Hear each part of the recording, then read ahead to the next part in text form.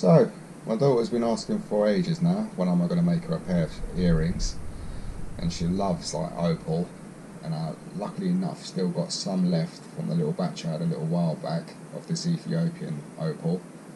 It's got some nice little flash in there, but it's also got loads of sand, so it's going to be a bit of a challenge working with this one piece to try and get two studs out of it. But if I'm smart enough and plan my cuts properly, I should be able to get rid of most of the sand and still be left with a nice bit of colour. Right, yeah, let's get on with it.